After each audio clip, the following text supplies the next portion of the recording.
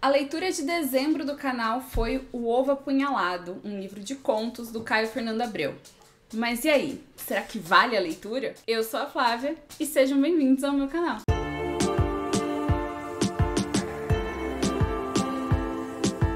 Eu não sei a ordem que os vídeos vão ao ar ainda, eu tô numa maratona de gravação e vou começar a editar pra poder soltar pra vocês, né? Por que eu tô falando isso já no começo do vídeo? Porque tem um vídeo que eu falo que sejam bem-vindos ao nosso canal. Eu preciso começar a aderir isso, porque não adianta, a Jade vem, né?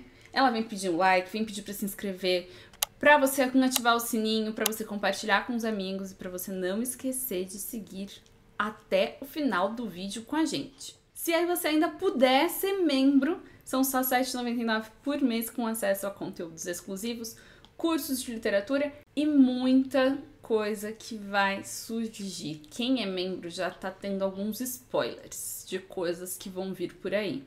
Mas eu posso adiantar pra quem não é membro que, assim, a gente vai começar a ter coisa física pra vocês também, tá? O vídeo de hoje é sobre este livrinho aqui, O Ovo Apunhalado, de Caio Fernando Abreu. Eu vou tentar me ajeitar aqui com a Jade, chegar até mais pra frente, aqui neste novo cenário.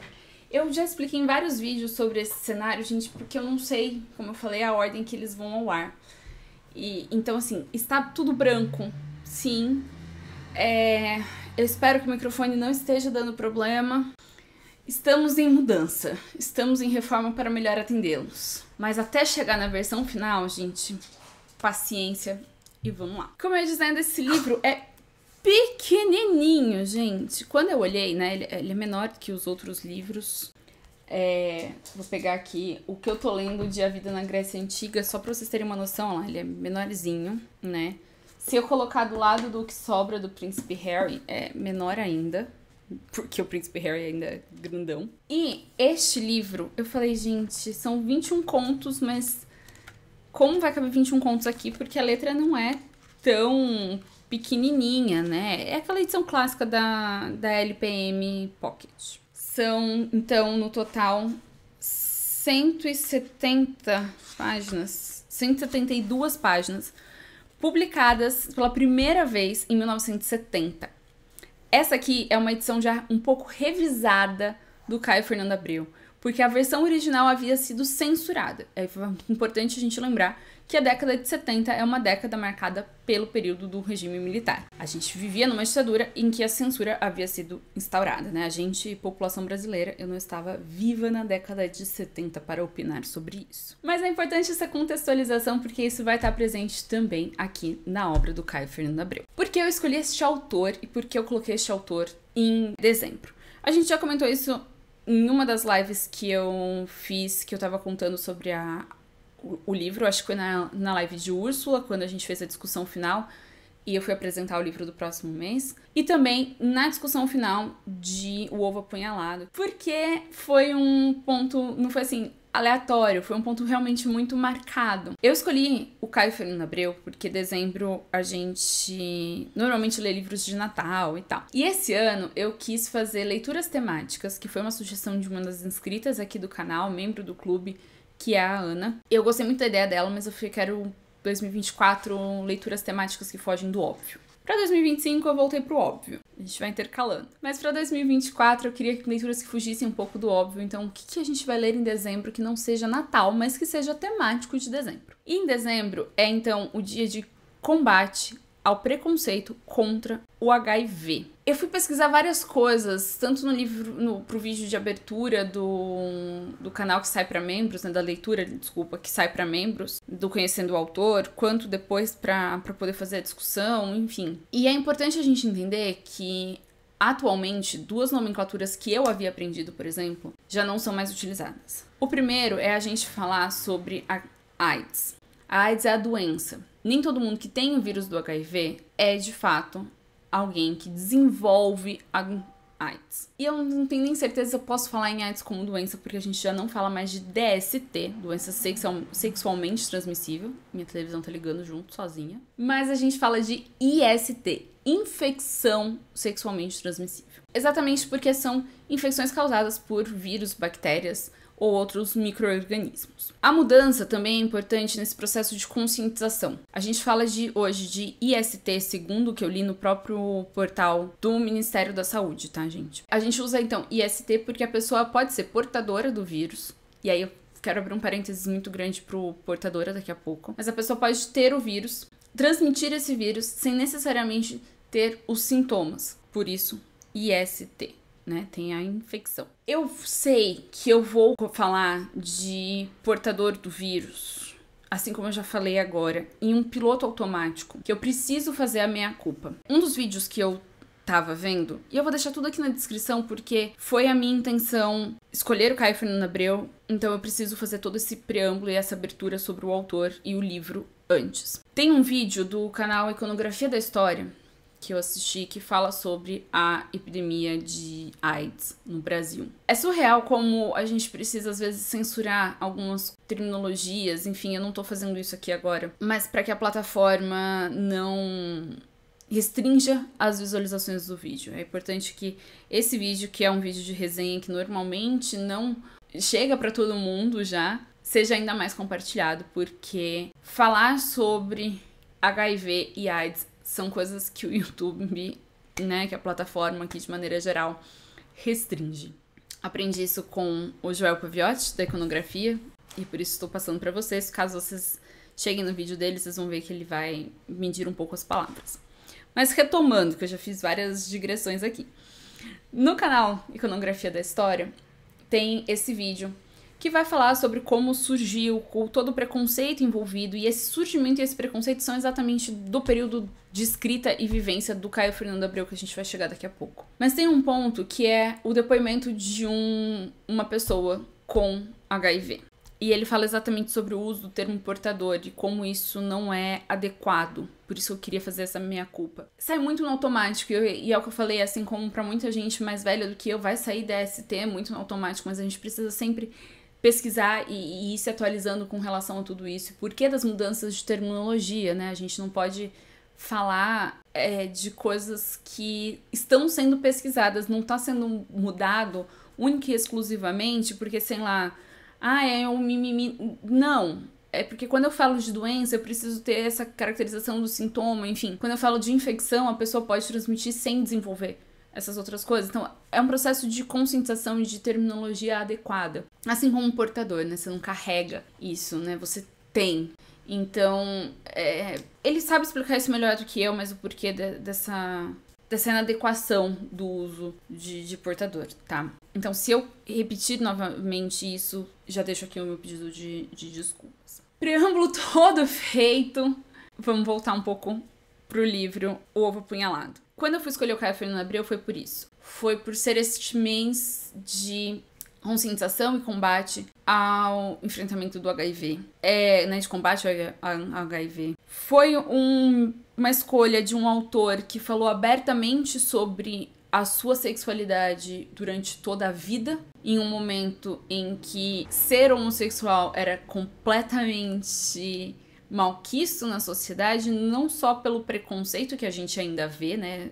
A gente vive numa sociedade em que foi necessário caracterizar o crime de homofobia como crime, porque as pessoas cometiam e cometem, mesmo sendo crime, homofobia à la vontade, né? Como se não existisse lei, como se não existisse o sentimento pelo outro. Enfim, a gente pode entrar em várias discussões nesse sentido. Mas também alguém que nunca negou que tivesse o HIV. O que é muito importante para todo o contexto desse período. Caio Fernando Abreu, assim como seu amigo Cazuza, e aí eu não vou entrar no mérito de julgar escolhas e modos de vida, né? A gente sabe que, enfim, o Cazuza principalmente se envolveu com questões de drogas e outros pontos, mas deixando para além disso, né? Colocando aqui o que realmente nos interessa nesse sentido, eles são de um período em que a gente, pensando no que a gente já falou ali no começo sobre palavras, a gente não falava de homossexualidade, a gente falava de homossexualismo,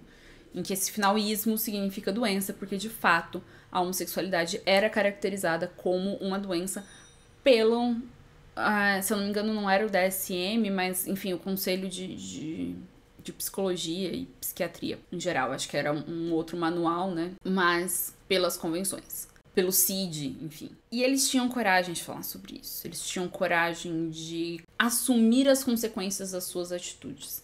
Então, como eu falei, a gente não precisa entrar num juízo de valor, mas a gente precisa ter uma noção de quais eram essas atitudes e entender que eles arcaram com as consequências disso, sejam elas quais forem, e seja a sua opinião qual for com relação a isso. O vídeo tá mega extenso, eu nem entrei na obra em si, mas eu acho que eu já passei por todas as temáticas da obra. O Caio Fernando Abreu, ele consegue escrever sobre tudo isso, com exceção do HIV, porque ele ainda não tinha tido o seu diagnóstico. É engraçado que no prefácio, acho que, se eu não me engano, é no prefácio, o Caio Fernando Abreu, não é no prefácio, o prefácio é da Lígia Fagundes Telles, um prefácio maravilhoso. Mas um texto que eu li, o Caio Fernando Abreu escreve uma carta para um amigo, enquanto ele se autoexilou na Europa durante a ditadura. Ele escreve uma carta para um amigo perguntando como estava aqui no Brasil a epidemia de AIDS, que eu falei lá do vídeo da iconografia da história. Porque ele tinha muito medo. A Europa também já discutia sobre isso. Isso aconteceu no mundo todo, né? Até a gente entender as formas de prevenção e tratamento. E quando ele volta para o Brasil, ele vai ter o seu diagnóstico. Se eu não me engano, essa edição revisitada é 1 ano antes do diagnóstico dele. Então aqui ele ainda não coloca explicitamente sobre isso. Mas todos os outros temas da homossexualidade, do uso de entorpecentes, da ditadura principalmente, da perseguição que ele vai sofrer do DOPS, né? Ele fica escondido na casa da Hilda Hilst, outra poetisa maravilhosa do Brasil, durante essa perseguição do DOPS e antes do autoexílio. Tudo isso tá aqui. Eu tô dando todo o contexto, gente, porque eu não sei o que falar do livro em si. O Caio Fernando Abreu, ele usa do realismo mágico, ele usa da ficção científica. Cada conto tem uma escrita única, cada conto tem um gênero e uma temática única, né? Um subgênero único.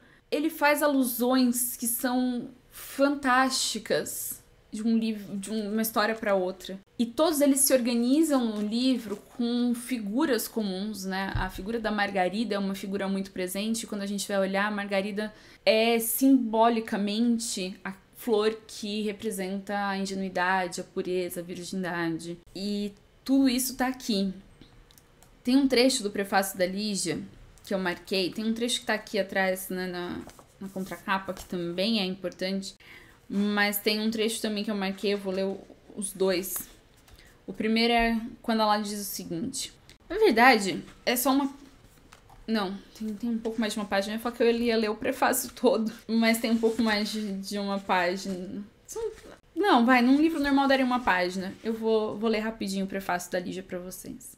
Ela diz o seguinte, porque eu acho que se eu ler o prefácio eu resumo a minha opinião, tá? Concordo com Lígia Fagundes Telles. O que me inquieta e me fascina nos contos de Caio Fernando Abreu é essa loucura lúcida, essa magia de encantador de serpentes que, despojado e limpo, vai tocando sua flauta e as pessoas vão se aproximando de todo aquele ritual aparentemente simples, mas terrível, porque revelador de um denso mundo de sofrimento, de piedade, de amor. Mundo de uma desesperada busca, onde as palavras se procuram no escuro e no silêncio, como mãos que raramente, tão raramente, meu Deus, se encontram e se separam em meio do vazio, da solidão. O pensamento verte sangue, diz o poeta. É desse sangue que essas páginas ficam impregnadas. Mas tão disfarçadamente, tão ambiguamente, por pudor, talvez, Caio Fernando Abreu disfarça, escamoteia através das personagens, sempre anti-heróis, a dor que devera sente. Aqui uma clara referência ao Fernando Pessoa. O medo, a perplexidade, a cólera, a ironia, o fervor, o sentimento do homem caça e caçador é redescoberto neste corpo a corpo de criador e criação. Sim, suas personagens são os anti-heróis, mas com eles Caio não constrói o anticonto tão ao gosto de seus companheiros de geração, pensando aqui nos escritores modernistas, ali, ou pós-modernistas ali, né, depois da década de 70. Revolucionário sempre, original sempre, mas sem se preocupar com modismos importados ou não, que tentam impressionar um público que de resto já não se impressiona com nada.